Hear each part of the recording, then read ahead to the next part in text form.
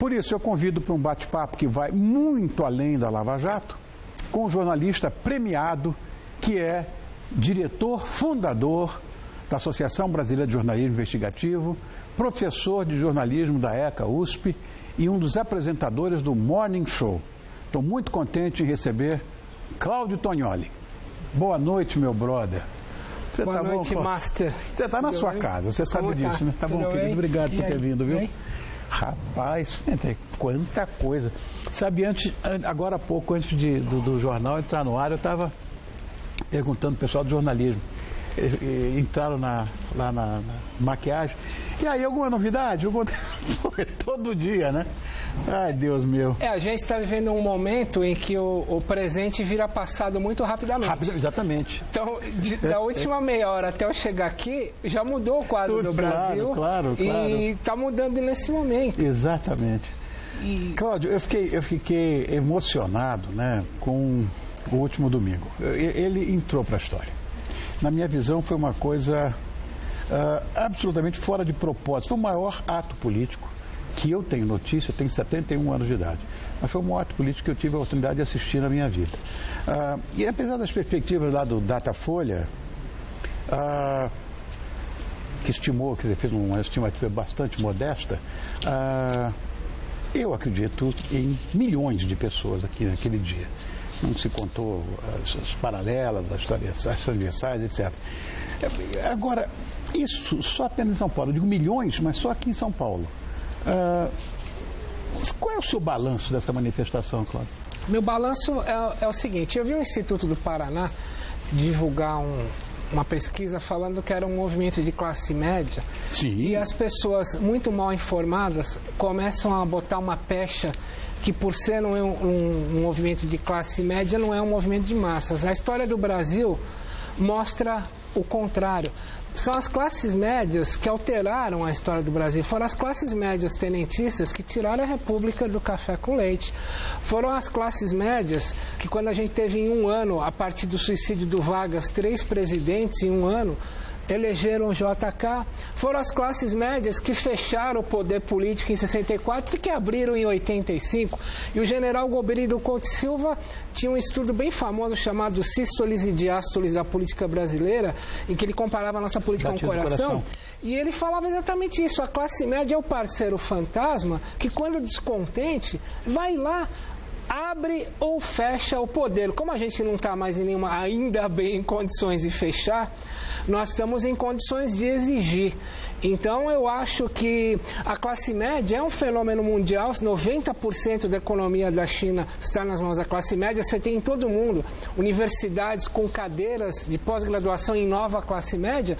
E o que nós vimos é a classe média articulada de uma maneira como nunca se viu, porque é óbvio, talvez desde o plano Collor tenha sido a vez que mais se chegou no bolso das pessoas. Agora, hoje, você viu o que aconteceu, né? O ex-líder do Senado, hoje não, agora já está cozinhando aí essa batata, né? Quente. O Delcídio Amaral quebrou o silêncio e nessa delação ele está implicando todo mundo. Dilma, Lula, enfim, lá na Lava Jato, no Mensalão, o fracasso das CPIs, está tudo entregue lá. Essas declarações você acha que podem, de alguma maneira, adiar a ida de Lula para o Ministério? Quando eu estava vindo para aqui, eu estava ouvindo o rádio, disse, não, ele vai ser nomeado agora. E agora, pouco antes de entrar no ar, eu entrei na internet e estava assim: a agência Reuters diz que Lula aceita a Secretaria de Governo no lugar de Berzoini. Bom, a gente tem que ver uma coisa. Eu estava ouvindo para a Jovem Pan alguns juristas e me deram um parecer bem controverso do que está saindo aí. O que está se dizendo é que, ao nomear o Lula ministro, a Dilma estaria praticando obstrução de justiça. Mas os juristas não são unânimes nisso. O que eles dizem é o seguinte: é algo muito pior. Você não está obstruindo porque o Lula seria investigado inevitavelmente pelo STF. Certo. O que os juristas dizem é, ao nomear o Lula na 1ª hora para qualquer ministério disponível, como se fosse vendendo batata na feira, você estaria praticando o ato de improbidade administrativa, que é você tapar o sol na peneira sem uma qualificação que justifique a probidade do dirigente. E esses juristas dizem que, ao nomear Lula, a Dilma estaria acelerando o impeachment, por outro lado, o caminho da improbidade administrativa, porque aí sim ela está tapando um buraco qualquer com uma solução super protetiva, como a gente sabe. Agora, me parece que o Planalto não deu a menor bola para esses movimentos no Brasil inteiro. Fala, sim, foi expressivo e tal. Eu não estou nem aí. Essa é a opinião que eu tenho, essa visão que nós temos. O Newton também estava conversando com ele agora há pouco. Não acontece nada. Eu sou otimista, mas não acredito que essa coisa possa ter um desenrolar célere. Olha, se a gente pensar que a Lava Jato apurou que foram desviados 14,5 bilhões. Eu não sei contar isso. Nossos cofres. Não sei contar isso. E se a gente contar que nós temos algo como 70 políticos investigados na Lava Jato, sendo que passaram ou estão em 7 partidos diferentes, você tem um arco político contaminado. A partir do momento dessa contaminação, eles não estão nem aí para nós. Eu acho que uma força expressiva disso é que nós tivemos políticos do PSDB que foram hostilizados na Avenida Paulista, sendo chamados de aproveitadores. Sabe o que é isso? O PT adora citar um termo da Rosa Luxemburgo, que ela fala em revolução estrutural, quando o sistema acaba. Nós estamos vivendo uma revolução estrutural. Seguramente, porque a descrença do poder político é gigantesca. Na verdade, o Aécio mesmo, falando que foi vaiado, que é do PSDB, eventualmente seria um partido de oposição, não sei que oposição foi feita até agora, mas é citado por um esquema de propina em Furnas, sei lá. Parece que nenhum partido escapou dessa brincadeira. Nada. Só para nós dois aqui. Você acredita que exista ainda algum político honrado aqui no país? Não, nenhum. O que eu acho, Rony, infelizmente a minha visão muito particular, a gente foi colonizado primeiro com o pior que veio de Portugal. Segundo, o espírito da Contra-Reforma Católica, tocado pela Companhia de Jesus, vamos mamar no Estado, vamos ser coletivos, uma democracia americana com ética protestante é individualista, tipo, primeiro eu vou ficar rico, depois eu viro político, tipo Bloomberg em Nova York. Sim. Aqui o cara não, eu vou virar político para ficar rico. A gente é o reverso da perversa moeda dessa criação que a gente herdou da Contra-Reforma. Pela primeira vez, o Brasil está sendo passado a limpo mesmo. E o que é mais engraçado, ele está sendo passado a limpo por uma pessoa que trabalha direito, que é o juiz Moro e a sua equipe. A pessoa trabalha direito, ponto final. Essa manifestação, inclusive, foi, na verdade, loas a esse juiz de direito, como se ele fosse, de fato, o herói nacional. O pessoal do PT também gosta muito daquela frase do Bertolt Brecht, pobre do povo que precisa de heróis. Mas eu acho que a gente precisa de um herói como o Moro e como foi outrora o Joaquim Barbosa, aliás, nomeado pelo Supremo, a gente sabe, pelo próprio Lula, porque são pessoas que cumprem a letra da lei e ponto final, doa quem doer. Você lembra como a companhia aérea fez um comercial para gringo que explicava que brasileiro não sabe falar não? Pode ser, e o gringo fala, olha, eu não entendia quando é sim, quando é não. A gente achou um cumpridor de lei que fala não, ponto. É isso, de forma muito simples. Olha, o Lula já admitiu à Polícia Federal que ele pretende concorrer à presidência da República em 2018. A prisão preventiva dele, caso ocorra de fato, eu pessoalmente não acredito nisso, será um ato a favor ou contra? Ou seja, você acha que a justiça vai prevalecer, a democracia vai se fortalecer, ou se ele for preso, vira Marte, como se pretende? Não, tecnicamente eu não gostaria de ver o Lula preso. Eu gostaria de ver ele nomeado ministro. Sabe por quê? Ele vai articular por dentro e ele vai deixar rastros. Aí o Lula ministro vai fazer obstrução de justiça. Ele está sendo colocado ali para costurar por dentro e para comprar quem ainda não foi comprado. Então, eu não quero o Lula preso, eu quero o Lula ministro, porque ele vai deixar rastros. E dessa vez, ele vai deixar rastros sozinho, porque o único que sobrou foi ele. É verdade. Bom, quero o Lula lá, Lula ministro, deixando rastro para o juiz Moro pegar. Isso que eu quero ver. Ou o STF, no caso. Porque já destituíram o Moro dessa história.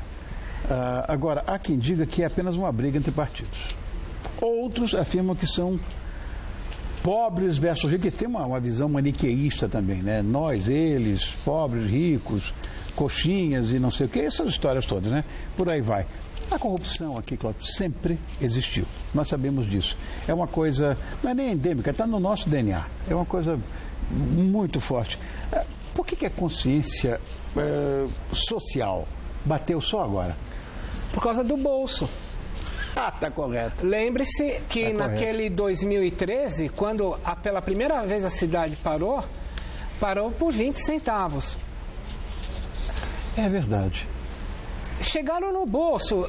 Quer dizer, quando o problema de você dizer as 14,5 bilhões da Petrobras é que isso mexe com toda a economia. Abala tudo, tira a confiança no país. Os gringos querem investir aqui, eles não têm. Eu tenho amigos que são próximos de gringos que falam: em quem que eu vou confiar para investir nessa porcaria de lugar? Então, engessou, quebrou, os estados quebrando, exemplo do Rio de Janeiro, e começou a chegar no bolso das pessoas. Mexeu no bolso da classe média, acabou. E nós chegamos nesse ponto. Chegou no bolso da classe média. E outra coisa, a nova parcela de 8 milhões de pessoas que foram jogadas nos últimos 2 anos para a pobreza. Exatamente. Você atribui a popularidade da Dilma à ausência de uma oposição decente, consistente, atuante? A popularidade eu quis.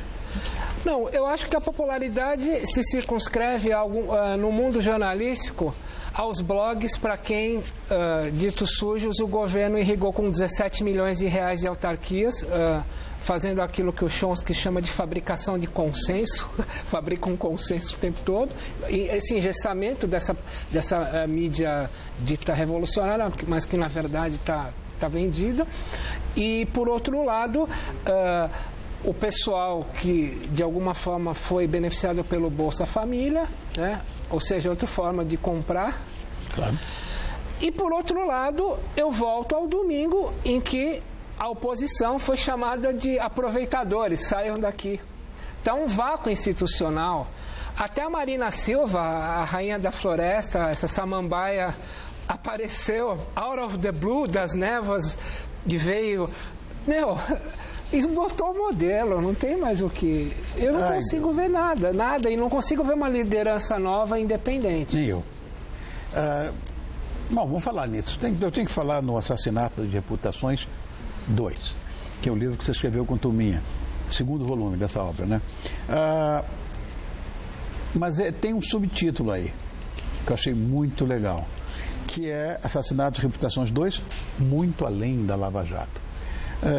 Quem é a Meire, que tanto aparece no livro? Tá. O livro 1, Assassinato de Reputações 1, que vendeu 140 mil cópias. Uau! Ficou 24 semanas em primeiro lugar dos mais vendidos. Ele trazia o retrato que o Dr. Tuma fez como secretário nacional de Justiça, como o cara que encontrou o corpo de Celso Daniel e como o cara que denunciou o Lula como informante da ditadura. Bom, o livro 2, além dele trazer uma série de novidades, que já vou falar, ele traz mais de 100 horas de gravação com a contadora Meire Posa. A Meire Posa era uma das maiores contadoras do Brasil, tanto que ela foi contratada pelo Alberto Youssef. E, Rony, 2 anos antes... 2 anos antes da Lava Jato, ela foi sozinha na Polícia Federal denunciar. Ela não foi ouvida. E quando estourou a Lava Jato, está tudo no livro. Ela pega e liga e fala: ô, doutor, o senhor lembra do que eu falei para o senhor? Olha aí, a Meire Posa é a pessoa que chega na Lava Jato e gasta do próprio bolso 23 mil reais indo voluntariamente depor para a Força Tarefa em Curitiba e leva toda a papelada do Youssef e é a que fala: vocês não estão lidando com um traficante porque um doleiro lava dinheiro para ele num lava-jato do Centro-Oeste, vocês estão lidando com o esquema PT, Petrobras, papapá. É uma mulher que sozinha. Então, o que nós fizemos foi, primeiro, uma parte do livro são os bastidores que o Dr. Tuma coleta com o conhecedor dos meandros do PT, e o outro foi, por isso que foi dado o título Muito Além da Lava Jato. Nós estamos lidando com a mulher que é a alma da Lava Jato e que deu um exemplo de cidadania, pagando inclusive do próprio bolso. E esse é o maior de todos os exemplos, é que você fala que o bolso é fundamental. Tem duas coisas muito polêmicas no livro, documentadas. Um é um post-it com a letra do Albert Youssef, que foi capa da Isto É desse fim de semana, sobre o nosso livro, e que está escrito Dilma, depois 1 milhão embaixo. Tem que se investigar, igual uma delação premiada, é um ponto de partida, não um ponto de chegada. Você usa isso para começar atrás. E o segundo ponto é um contrato de 12 milhões que um certo empresário, o sócio do Youssef chega para a Meire e fala: guarde este papel, que isso aqui eu me asseguro de vida contra o Lula. Ela guarda e nunca viu o que era. Anos depois, quando vem a Lava Jato, ela abre, era um contrato de um empresário extorquindo o Lula em 12 milhões para não acusá-lo de algo no Celso Daniel. Acusá-lo do quê? Com a palavra a Polícia Federal, porque quem deu esse documento para a Polícia Federal foi a nossa personagem de Assassinato de Reputações 2, a contadora Meire Pós. Então nós trabalhamos com documentos que são como as delações premiadas, eles são ponto de partida. Está aqui o documento, cabe a polícia atrás. Agora, cabe o senhor Lula responder por que esse cara cata a contadora do Youssef e fala: está aqui nesse papel o meu seguro de vida contra o Lula. Isso nem o delegado perguntou. Lamento. Será que tudo isso vai acabar em pizza, Cláudio? Não, dessa vez não acaba em pizza. Não tem como. A celeridade dos fatos é exponencial, né? Exponencial, a origem é de bomba, né? Exponencialmente é uma explosão. Então a gente está vivendo uma explosão. Igual a bomba que ela me mostra, que ela encerra, pelo amor de Deus. Mas quando eu me envolvo com a pauta, não tem jeito. Bom, eu quero agradecer muito a presença do jornalista Cláudio Tognoli, que ele é sócio fundador, diretor fundador da Associação Brasileira de Jornalismo Investigativo. Tive muito prazer em ter você aqui, prazer em te conhecer. A honra é toda minha. Volte sempre. Obrigado. Obrigado, Cláudio.